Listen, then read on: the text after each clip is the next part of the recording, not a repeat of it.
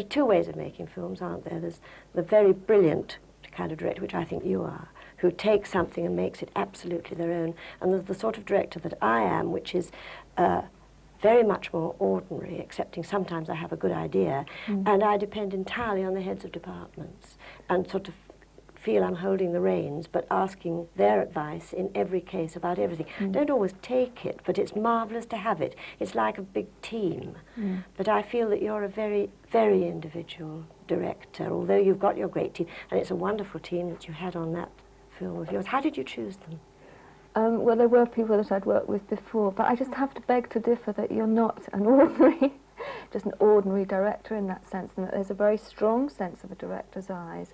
Particularly, I'm thinking of the direction of your the two comedies that I saw, Raising a Riot and All for Mary. I think they must have sent me to the wrong room. I'm Nanny Cartwright. I've come to nurse two small boys with chicken pox. She's come to nurse two small boys with chicken pox. Come in. Yes. I brought a teddy bear for one and a toy boat for the other. Well, bag's eye the teddy bear, huh? You're quite right, Nanny. This is the right room. I'm Master Clive, and this young rogue is Master Humpy, the little rascal. Now say hello nicely to Nanny, and stop picking your nose. I think there must be some mistake. Mr. Victor didn't say I was to look after grown-up boys. Nanny. Don't you remember me, Nanny? I'm Humpy. Not my little Humpy Miller? Yes, Nanny. Well, how you've grown, dear. Have I? In All for Mary, I thought that, again, that your handling of comic timing was absolutely brilliant. Had me totally in stitches for many of the sequences. And I also thought that the subject matter was completely fascinating. The idea, in a way, it seemed to be a portrait of that the upper-class male is perpetually, well, actually, that all men, in a sense, are perpetually infants through their dependence on female caring. Yes. But particularly the relationship of the upper-class male to the nanny. Have you been scratching, dear? No, Nanny. Yes, Nanny. That's right. It's always best to tell the truth. That's right. Be a good little boy, Humpy, and maybe Nanny will give you a nice lollipop to pluck. Now then, I can see you're quite above yourself. And I don't have to look far to see the reason why. No more of this, dear, and no more of these. Now, just 1 minute. I won't stand for this. Won't? That's a little word we never use up here. That's a funny word. What? Into bed with you, you naughty boy. Well, who the devil do you think you're talking to? A young gentleman who's forgotten his party manners. Still, it's never too late to learn, and there's plenty of time to teach you. Into bed for a start. Now, don't be ridiculous. That's all right, dear. You don't know me yet, but you soon will. Now, look here. Oh, yes. You soon will. I think that the moment Nanny arrived, all the toughness disappeared from the men and they became kids again, didn't they? Terrified of that dominating, really not understanding at all woman. And the same in the other film, which I think Kenny portrayed marvellously, the slightly helpless male who really in the end did it all very well indeed. Anybody that can work with comedy, I'm a great fan of. He always said that comedy was the most difficult of all because it was the most difficult thing to ever get right and not to overdo and not to be heavy-handed with it and so on.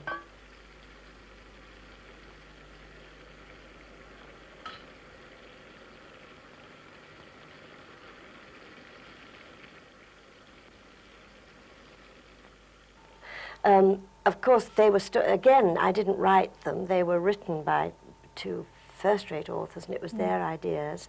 And the ideas just appealed to me. It didn't particularly strike me there was a terrific message there in any way. Just what I needed. I like, really, things to happen very, very gently, and they're there if you notice them, and if you don't, I haven't tried to particularly change anybody's mind or teach them a lesson, really. A grown man, and yet he acts just like a little boy. What's the difference? They're either little boys in short trousers trying to behave like grown men in long trousers, or grown men in long trousers behaving exactly like little boys in short trousers. Treat them the same and you can't go wrong. I don't see how anybody after seeing All for Mary could ever look at nannies, could ever accept the phenomenon of nannies. and little boys and the upper class and women caring for men and so on in the same way. I mean, it may be a small change, but all these changes are small. And in Raising a Riot, I don't see how anyone could really look at the housewife's work in quite the same way. I mean, it may take a man doing it for it suddenly to become visible, rather than a chore that is never on screen. I mean, it wouldn't be, in quotes, an entertaining film in the same way if it was a story of a mother looking after her children for 2 weeks. It wouldn't be a story.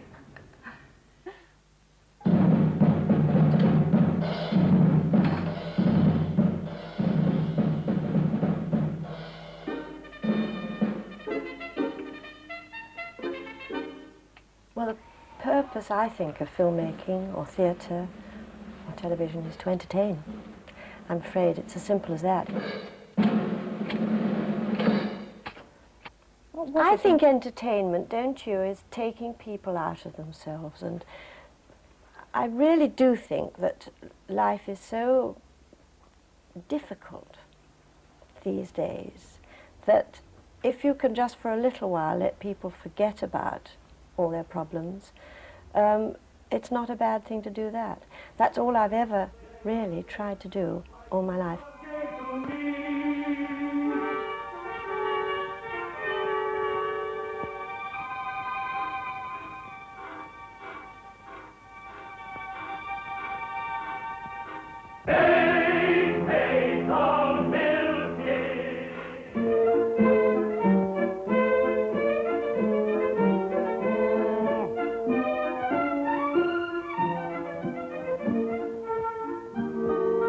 I admire the people enormously who use it as a platform and get their ideas over, and I'm all for it so long as with it is entertainment and people are entertained by it. I just don't like people using it for a political platform, and I never have, and I'm afraid I'm very unpolitically minded. I don't know how anybody can be in this day and age. I think if I was a bit younger I would have got myself very interested and very involved, but being the age I am and how one was brought up and not expected to be interested, and I really have got no excuse for it. I just am not politically minded. I should be, but I'm not. Tell me everything you know. I remember very little, Why? because I've been kept in the dark. Why? Those were the conditions. Which condition?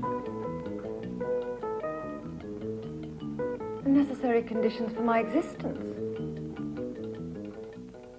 Most entertainment holds out the promise of something changing and then somehow eventually puts the chains back around your ankle and you go out, you know. Either by, often for women, by promising some kind of pleasure and then you have to shut off half your brain as you watch the woman yet again becoming a victim or being raped or being tortured or dying or being depressed or whatever it may be. So it's not a very pleasurable form of pleasure, you know.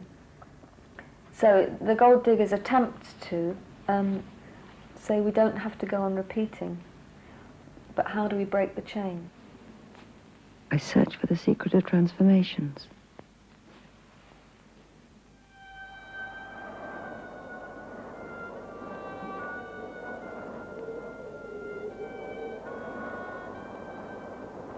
The breath, the fire.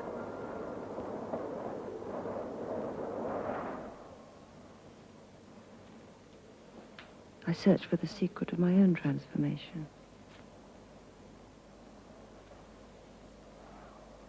I suppose the kind of change that I'm particularly interested in, and it's the territory that Gold Diggers is covering, is the change of an inner life, the change of a sort of mythology.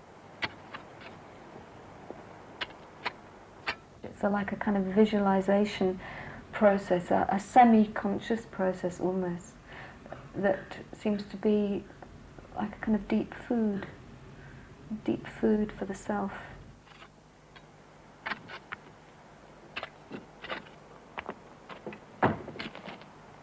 Ruby. Ruby.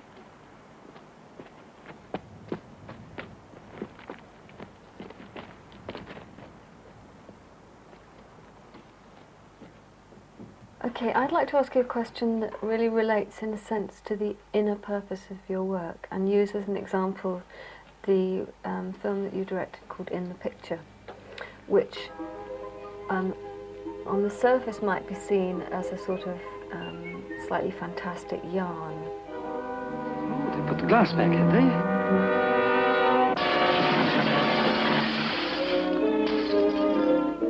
But on another level could be seen as an allegory for cinema itself and the role of art and the relationship of the spectator to art and so on. Come closer to the painting. Have you ever taken a really good close look? I don't mean simply to the point where you can see the swirls and little hills and valleys of paint. I mean close enough to get to the very heart of the pigment. It can be done, Mr. Jarvis. Your eye has traveled up this road 1,000 times. Now let's travel up it together. All it takes is a little imagination. And you are a man of imagination. See how the road yawns out invitingly beyond the frame. Feel the cold dampness of those walls. Brush past the dead, dry fingers of that tree. Push through those mysterious banks of whirling mist. Ah, see how fresh and bright the flowers look. Nothing very mysterious about them. Ah, but Mr. Jarvis, now this is what I really want you to look at. Would you step a little closer, please? That's it. Now just look at that door. You feel that all that I would have to do is to raise my stick and knock, and it would sound like...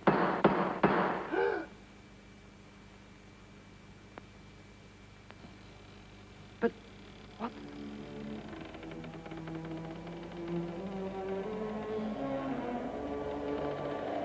Shall we go in?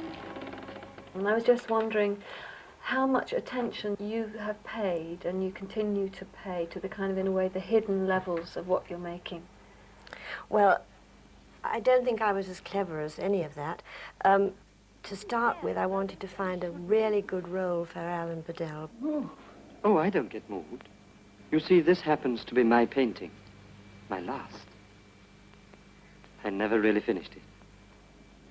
And then it amused me, this idea that all of us try and get something as near to perfect as we can. None of us ever succeed. But when to stop, and that was what he couldn't understand, when to stop. He just wanted to go on and on fiddling about with things.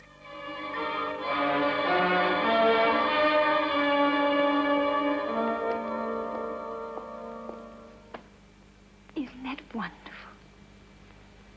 It has a wonderfully mysterious quality. That light in the window makes you wonder just what sort of people would live there.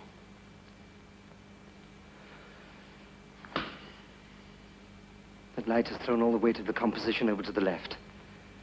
Need something to balance it on the right. That idea amused me, and the sort of similar thing about films of trying to get them right and always working on them after they're finished, in a way, that I did like that idea tied up with films, yes. But do you see, do you feel that you are working with, when you're working with entertainment, that you're working with many layers within the viewer, the person that's actually watching? No, to be absolutely honest, I don't. I think of it much more in terms of absolute sheer basic entertainment and whether it is entertaining or not. And I think that's where we've got a very different point of view. I admire your point of view because you've obviously got lots of layers, of levels of things. And I think in some cases, perhaps that's why, for my money, you hang on a bit too long to some of the items, some of the moments. And I'm sure from your point of view you don't, and I'm sure from many other people's you don't, but for me it loses the entertainment value sometimes in stressing something perhaps longer than maybe I would in a film. But I'd love to know what you thought about that. Do you feel that at all? That you have to stress for an audience? What I think is that the levels are there anyway, and that it's a matter of how consciously or not you're dealing with them. And anyway, to me, the word entertainment is not like a simple word, because the pleasure that somebody gets from watching something seems to be actually a very complicated sort of mechanism.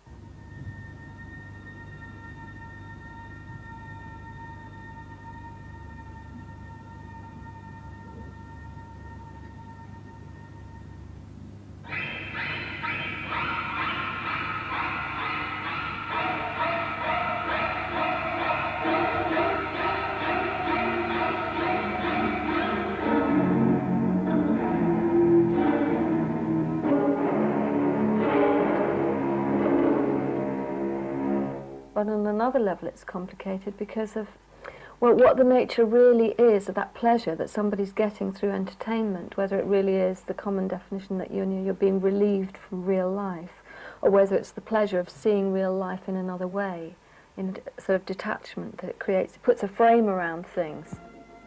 And it's the pleasure of having that frame around things that makes it be called entertainment. I remember it was a cold wintry night. I was going up the stairs. My candle went out. I was coughing.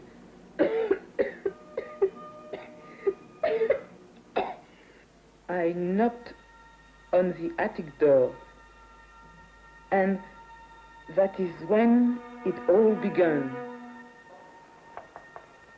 Maybe I feel that it's almost better to let the levels take care of themselves. And as a director, I like to say, no, don't let's have that because it hasn't worked, rather than let's try it another way. Because it can get so out of hand, I feel, if you don't keep a very strong control over it from the beginning. Do you know what I mean? I do know what you mean, and I know this phrase, like it works or it doesn't work, and I know that in the heat of the moment that is the only criteria, you know, and that all these other things about levels and layers and everything is something secondary. But I just feel there's another way of looking at what you do, which is that as an artist or a filmmaker or a musician or whatever, that in a way you are organising, as well as all the conscious things that you're organising, you're also organising the unconscious things.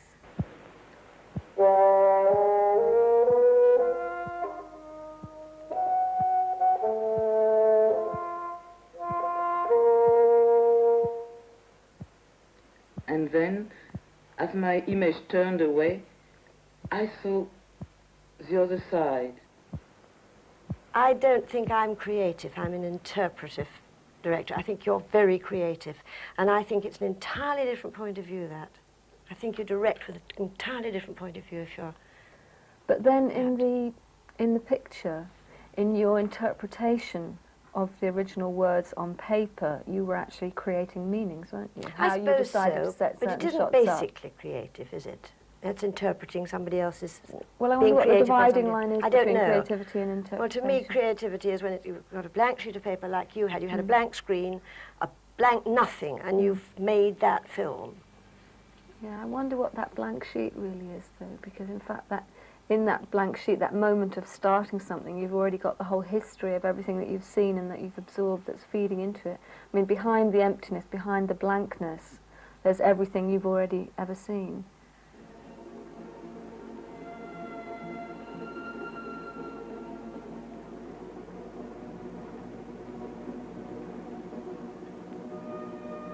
Thriller is about the way history repeats itself through culture. For centuries, she has been jumping into his arms over and over again. I'm trying to understand. And it questions the way the heroine has always been portrayed as a victim, by having the heroine of the opera La Bohème investigate the reasons behind her own death. Did you mean to be very obscure in Thriller? I found it very difficult to understand, Sally. Probably my stupidity. Little tiny things, like I couldn't think why suddenly the man became the woman. I loved it, because it was interesting, but I didn't know why.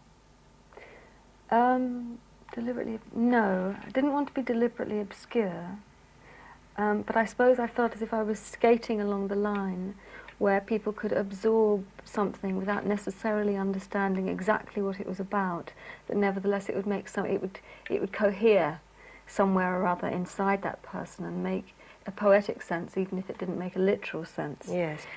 It made lots of poetic sense to me, but I found myself all the time questioning, and that stopped my concentration a bit. I did want people to be questioning constantly. I wanted it to be in that uneasy space in the brain where things are satisfied and then not quite satisfied, and therefore everything starts to have a question mark over it. Nothing can quite be taken for granted. Would I have preferred to be the hero?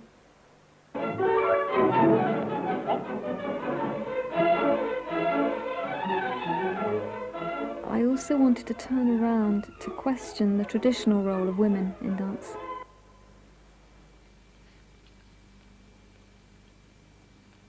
I do think, Sally, don't you, that it's been an enormous help, probably to both of us, to have been performers, whether it's been in dance or acting or whatever, but I think the dancing and choreography and that part of our lives has helped enormously as far as direction's concerned, don't you?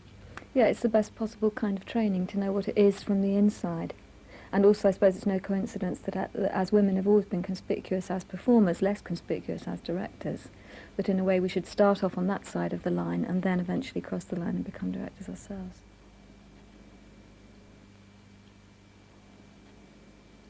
I thought it was interesting that we both used that background of performance and auditions in our work. Where's the audition for Istanbul? What's she doing? I was thinking particularly in the tap dance sequence in Gold Diggers and my ghastly auditions in Girls Wanted Istanbul.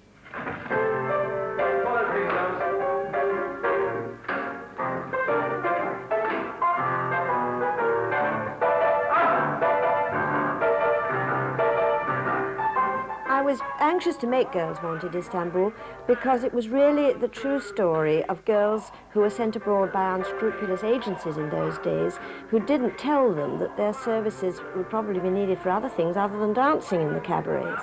1, 2, 3, 4! I thought it was a quite extraordinary portrait of the hidden life of the audition scenario. That interestingly made connections in that ambiguous area where a female performer becomes an object of visual consumption. She's exploited for her body because her body's on display. And I was wondering what thoughts you've got about the history of the female performer in that way, and how therefore you as a director would want to use women in your films. What's your name? Well, I don't think it's always been done deliberately or consciously, but when it has, I certainly have a great loathing of it, of that sort of exploitation.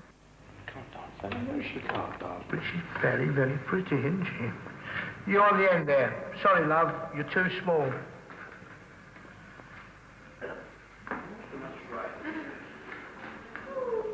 The girl in the red tights, step forward, will you, love? What's your name?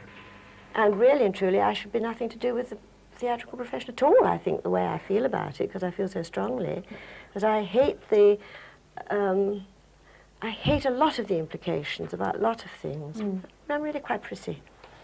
I wouldn't call that prissy. I would call it a way of looking at something that isn't quite right and trying to do something about it. Well, I mean, you have to be critical of what you see in order to change it. yes. Live in the present, my dear. Don't dwell in the past. I can't remember what I'm supposed to remember. The tap dancer dances her way through a whole mixture of styles in the history of dance, but really the purpose of the scene is to show some of the consequences of what happens to a performer when she starts looking at herself going solo.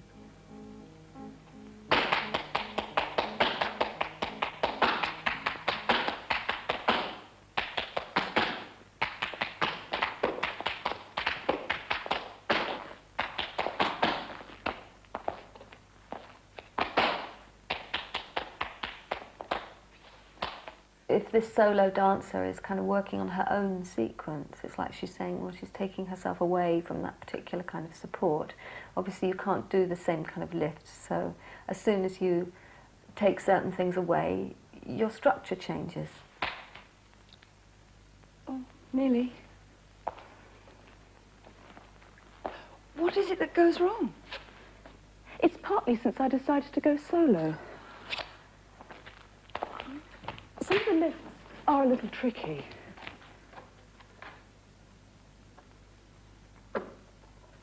And that's why also The Gold Diggers itself as a film, its structure changes because certain of the key supports that go to make up the very structure that it's looking at have been taken away. The prince is not there. You know, the narrative is not there. The love story is not there. So what do? It's a little difficult. You know, your lifts have gone. But something else emerges. Another sequence, another tap sequence comes out.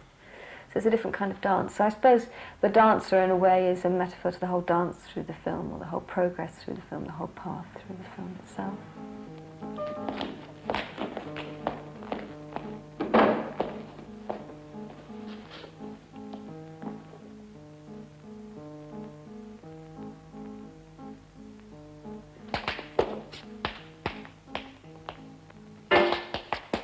I suppose the dancer really connects with what happens to all women when they take charge in areas in which they traditionally don't.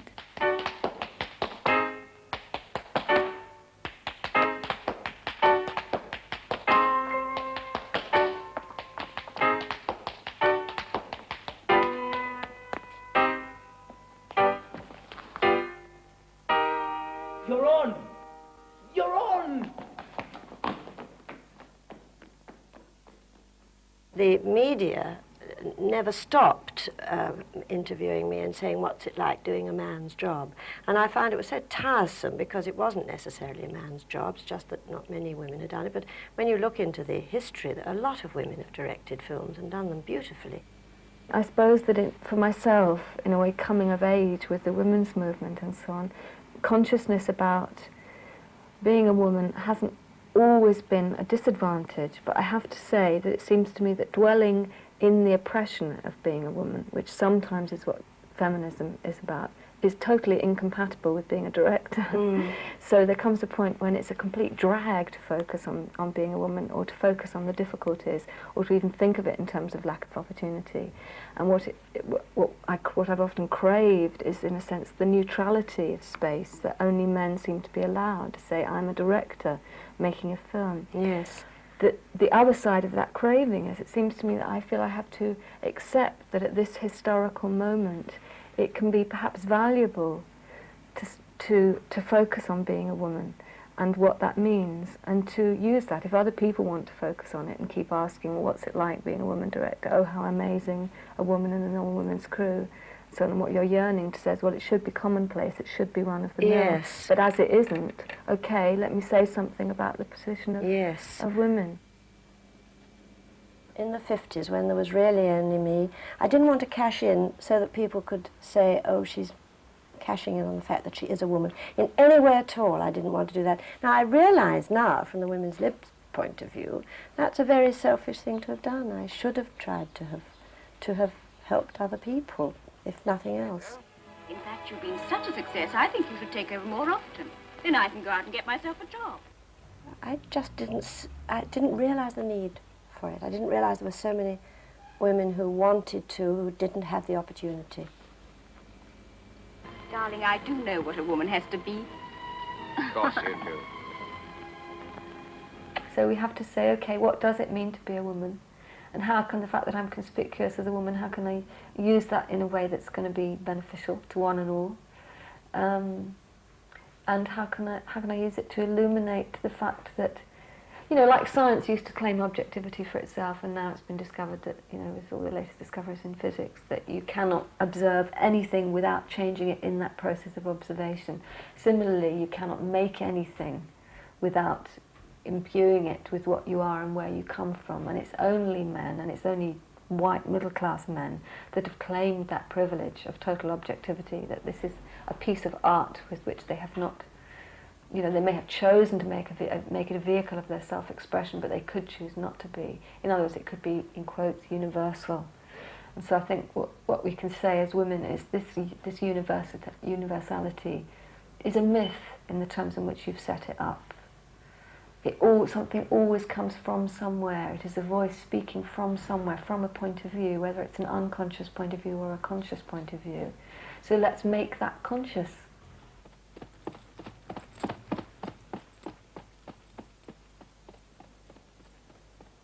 You are born in a beam of light. You move continuously, yet you are still.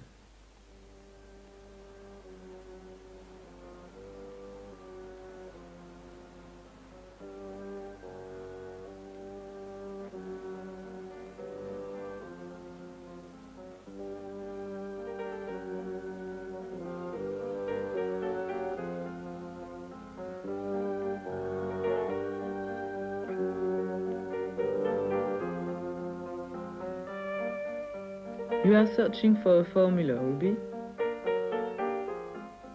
Well, I have one that explains a real loss. What is it? In my job, money flows through my body, but every day I get less than I give.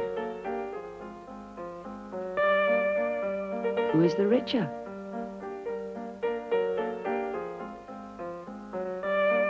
What I lose becomes a great surplus. And it is this that I am paid to move around each day, but do not own. But I know that even as I look and even as I see, I am changing what is there.